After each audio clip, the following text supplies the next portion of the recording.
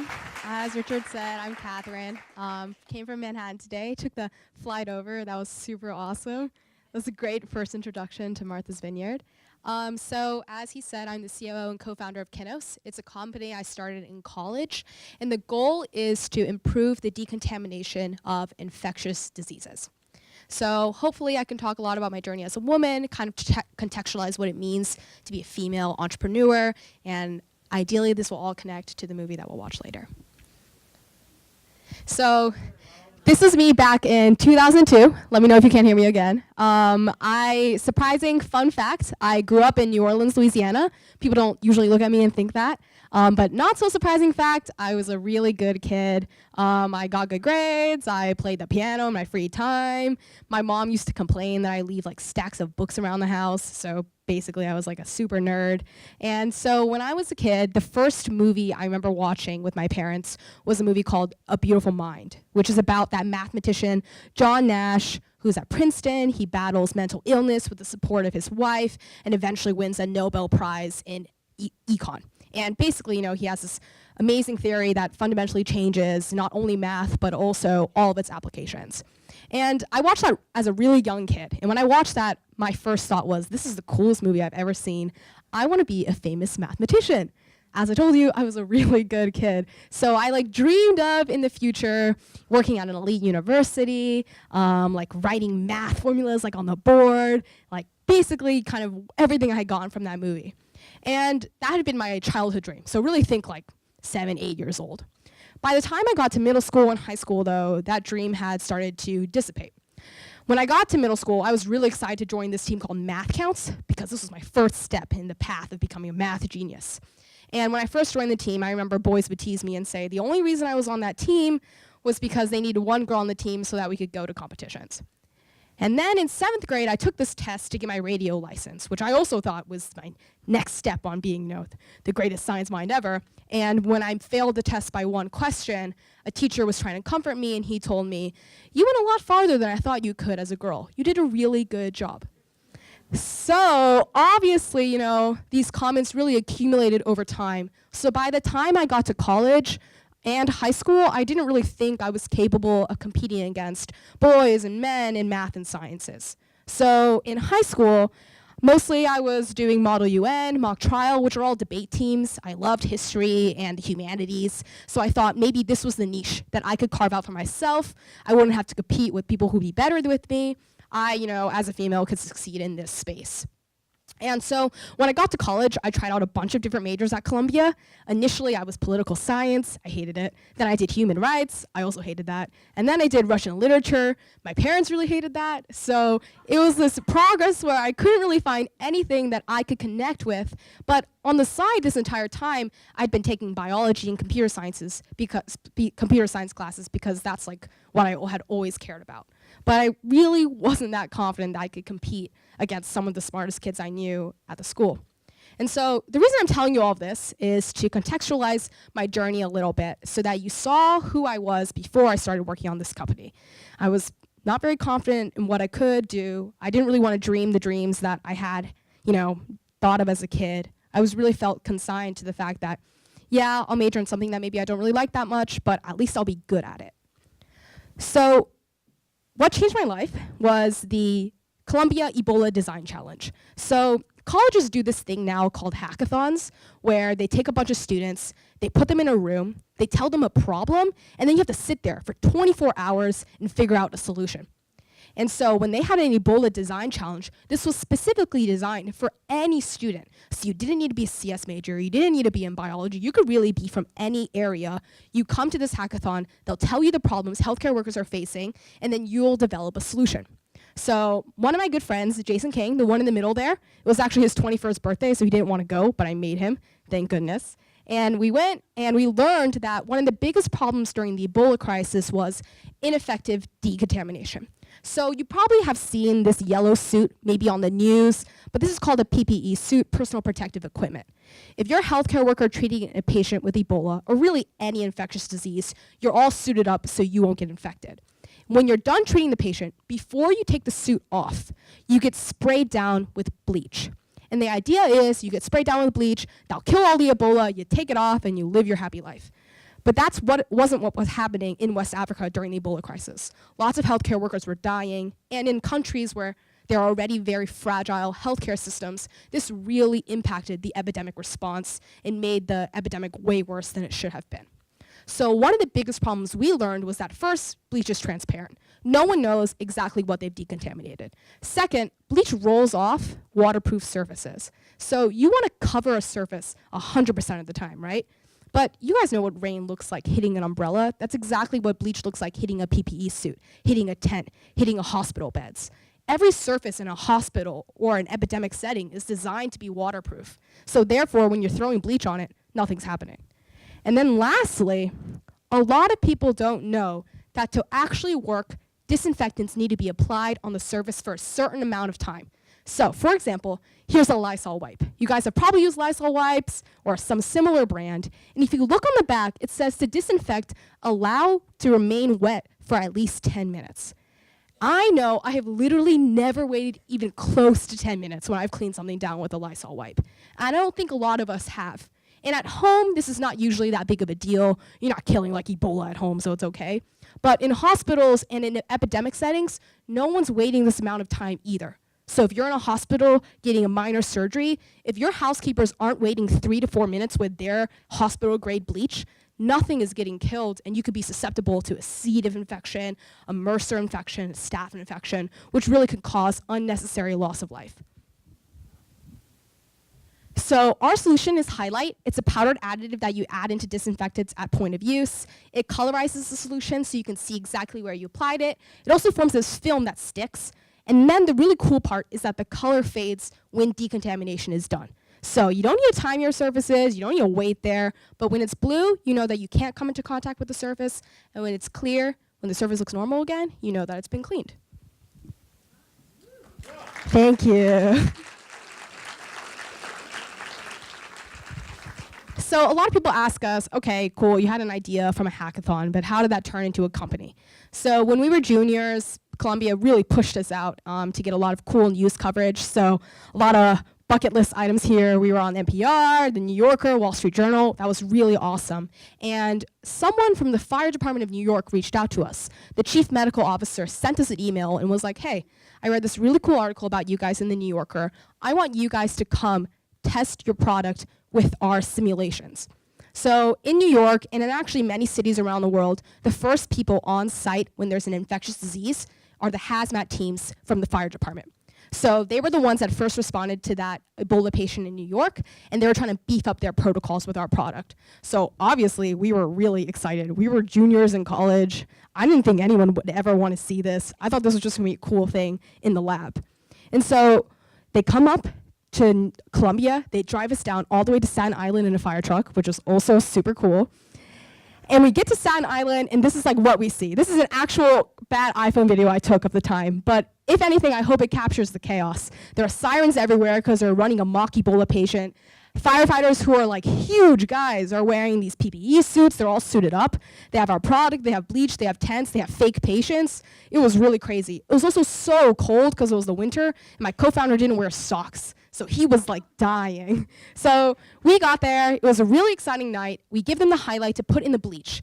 And all of us are watching. All the firefighters are watching. Nurses come out of the hospital to come watch. And we're all really excited. And they start to pump the sprayer. Then they start to spray. And as they're spraying, nothing's coming out.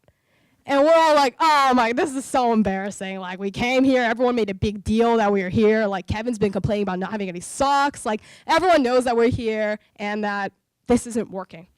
And the chief medical officer came to us and said, I don't know what happened, but I'm gonna give you another chance.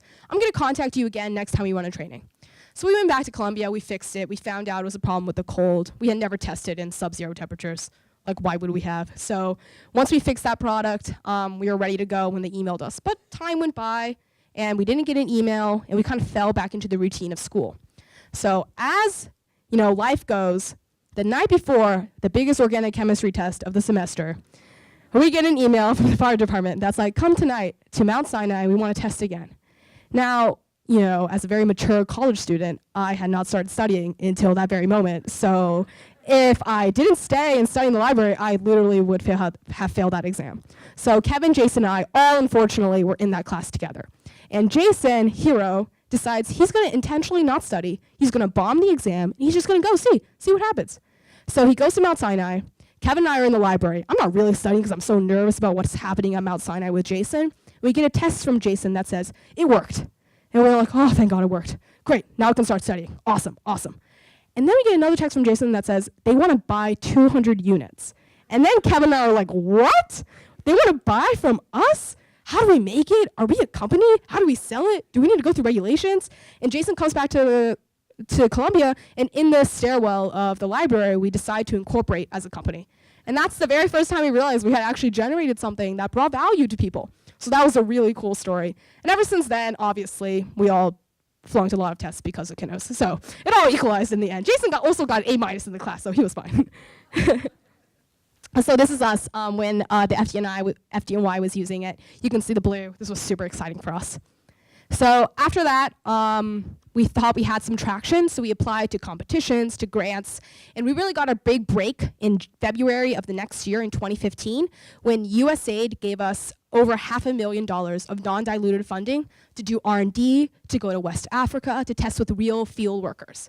And we also were doing the competition circuit around that time. We won a bunch of random school competitions, a lot of free non-dilutive funding, and met a lot of really cool people around the nation.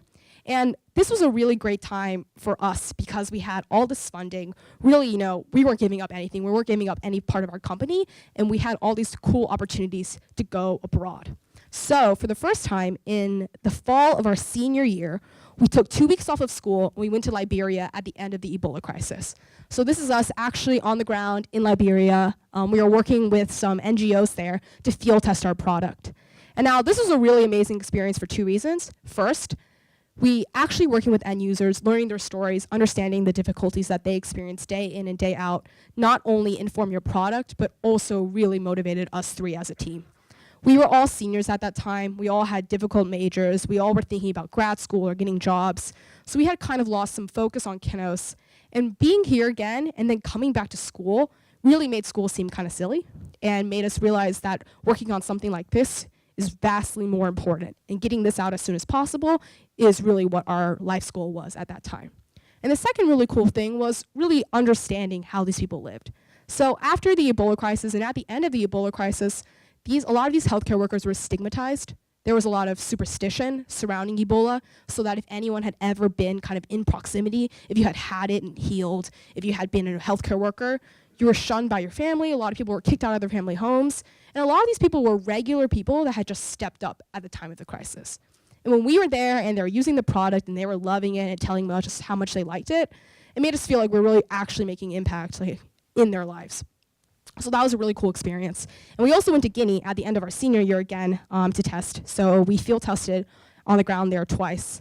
And I really want to emphasize field testing. So a lot of us, when we think of field testing, it sounds super glamorous, but it wasn't.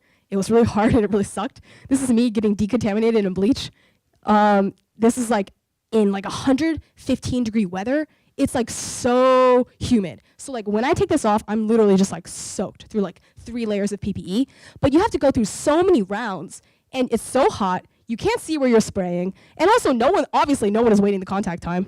And this really shows you how easily someone can get infected, especially in a high infection case like Ebola. So really important to get yourself out there, see what's happening, see what's going on. I look really nice in these videos, obviously. So that was kind of an overview of how we got started. Ever since we graduated, we've been working on a new product for wipes for hospital-acquired infections. Basically, a lot of people go into hospitals for minor surgery, come out with a life-threatening staph infection, and we want to stop that from happening. It's the same principle except for bleach wipes that they use in hospitals. The idea is that you add the color, you see exactly where you've applied it, and then the color fades based on the contact time of the disinfectant. Last year, we raised an outside round of $1 million, so we're funded and fully ready to go to get implemented, and we're about to begin hospital trials, start getting some studies out, and hopefully we can show that we actually reduce infection rates.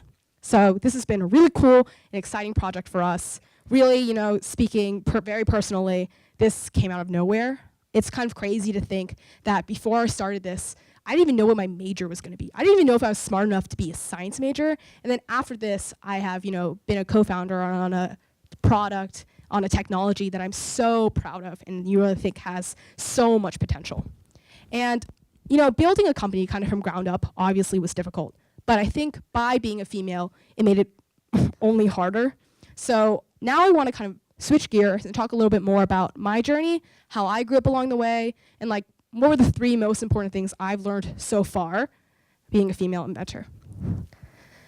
So the first one is to build women up. I think all of us actively need to take part in that, not just women building up other women, but really everyone building up women. Running a company with 2 male co-founders really showed me how differently I was treated. For example, if I was pitching at a competition and my 2 male co-founders weren't there, judges and staff would comment on what I looked like or what I was wearing or my shoes, and obviously showing me that they weren't taking anything that I was saying seriously. We would go to pitch meetings and I would be answering questions or presenting, and literally the entire time, sometimes investors wouldn't even look at me. They would ask a question, I would answer it because I knew the answer, right? And then they still were just looking at Kevin and Jason. And so therefore, it's really not surprising at all that I had entered college and high school thinking that I was incapable of doing all of these things. Even when I had shown them that I could, I was still invisible in those rooms. And this isn't a problem just faced by women, it's also faced by a lot of people of color. And I think my advice that I had gotten a lot when I was growing up was, don't take it too seriously, don't take it personally, don't make a fuss, don't be dramatic, don't be sensitive. Put your head down, work really hard, your work will speak for itself. That's what I always thought. And then when I go into these meetings and I'm pitching and I'm showing them the work that I've done and they're still not looking at me, it shows me that my silence doesn't really win me anything. Obviously, the way they perceive my gender, the way they see me, can't transcend any of the work that I've done. And therefore, that's a fundamental issue that's kind of beyond what I can do. And that's why kind of my philosophy now is to have a 0 tolerance policy on those kinds of comments. Sometimes people say it's a joke, I don't care. Other times people mean it maliciously. But yeah, regardless, I think it's really important to stand up for yourself and also not only educating other people, but making sure that you yourself feel valued. If you're used to wiping those comments off, not thinking they bother you when they actually do, you're doing yourself a great disservice. And so my second piece of advice was always to strive to be better. So the idea here means to have high expectations for both yourself and other people. So very recently, I was at an event in New York, and it was an event for technical co-founders. There's this big tech company, they're throwing this really nice event, drinks, hors d'oeuvres, and the idea was they put together a bunch of technical co-founders in a room, and we all talk about the company, the issues that are facing our individual startups, and hopefully we can come up with some cool solutions and share them with each other. So first thing I noticed was I got into the room, it was 20 guys and 3 women. The second thing was I was talking to another male co-founder, and I was telling him about the Kinos technology, and he was doing wow, that's so cool, that's so awesome. So I felt really great. I was like, this is a really good conversation. He really gets it. And then the next thing he says to me is, who developed it? And then I said, me, I'm at this technical co-founder event. Why wouldn't you think I had developed it? And he was like, you? No. And then obviously I think he could tell that I was upset. I probably looked the same level of annoyed that I look right now. And he immediately backed off. And he said, no, don't take it that way. Don't take it that way. I didn't mean it that way. But what other way could you have meant that? He didn't know me. He didn't know how smart I was. He didn't know what I knew. He just saw me and didn't think I was capable of doing it. And I'd like to think I'm not a dumb-looking person. Really, what could have been, we all know is my gender. And I think this happens to me a lot. A lot of the time when I call out people for talking down to me or mistreating me, their first response is, I didn't mean it that way, or don't take it like that. And I think instead of always trying to hasten to cover up your mistakes, make excuses, these are all really great opportunities to actually learn something and, be better. So what could that guy have done? He could have said, I'm sorry. I understand that the way I spoke to you was about your gender, and I'll think about why I did that and get better in the future. That's it. I don't need you to kiss my feet or buy me stuff. All you need to do is just be a good person and show that you've listened to me, right?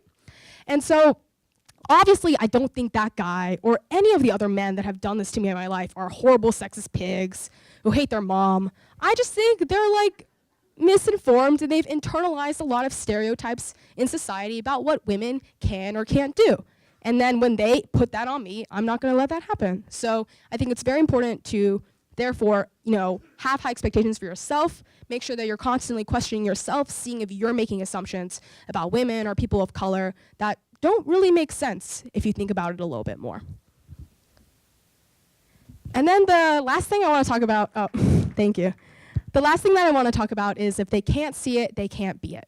So if you ask me right now, name the most major inventors of your lifetime, I'd say Bill Gates, Elon Musk, and then if you ask me of all time, Nikola Tesla, Thomas Edison, but that's a pretty homogenous population of inventors.